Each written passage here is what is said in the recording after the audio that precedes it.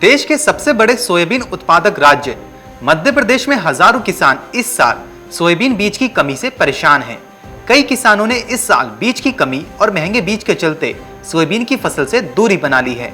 कांग्रेस ने इसे सरकार की नाकामी बताया है और आशंका जताई है कि कहीं मध्य प्रदेश से सोया स्टेट का तमगा न छिन जाए। तो सरकार के कृषि मंत्री किसानों को सोयाबीन नहीं उगाने की सलाह दे रहे हैं। सोयाबीन की उपज के मामले में देश भर में अव्वल रहने वाले मध्य प्रदेश में इस साल सोयाबीन के बीज का ही संकट हो गया है। किसानों पर दोहरी मार पड़ी है। एक और सरकारी सोसाइटियों में बीज की किल्लत तो दूसरी तरफ बाजार से महंगा बीज खरीदने की मजबूरी।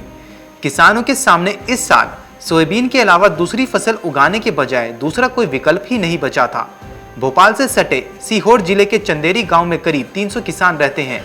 सभी किसान बड़े पैमाने पर सोयाबीन की खेती सालों से करते आए हैं, लेकिन इस साल सोयाबीन की जगह मक्का ने ले ली है। आखिर देश के सबसे बड़े सोयाबीन उत्पादक राज्य में सोयाबीन की बीज की किल्लत क्यों हुई?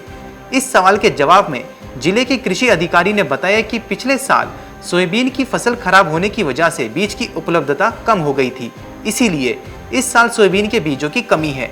अफसर कह रहे हैं कि फसल बर्बाद होने पर बीज उपलब्ध नहीं हुए। ऐसे में सरकार की कोशिश तो यही होनी चाहिए थी कि किसानों को उचित मूल्य पर बीज उपलब्ध करवाया जाता, लेकिन सूबे के कृषि मंत्री इसकी जगह खुद ही किसानों को सोयाबीन नहीं उगाने की सलाह दे रहे हैं। कृषि मंत्री कमल पटेल के मुताबिक सोयाबीन में अब किसानों को उतना फायदा नहीं जितना पहले होता था। अब लागत बढ़ने के बाद सोयाबीन का मुनाफा घटा है, इसलिए किसान सोयाबीन की जगह दूसरी फसल उगाएं तो बेहतर होगा। मंत्री कमल पटेल के मुताबिक खुद उन्होंने इस साल सोयाबीन ज्यादा मात्रा में ना उगाकर मक्का ही लगाई है, क्योंकि लगातार सोयाबीन की लागत बढ़ती ही जा रही है, जबकि उत्पादन उतना नहीं होता, जिससे किसान को घाटा उठाना पड़ रहा है। Bureau report, market times TV.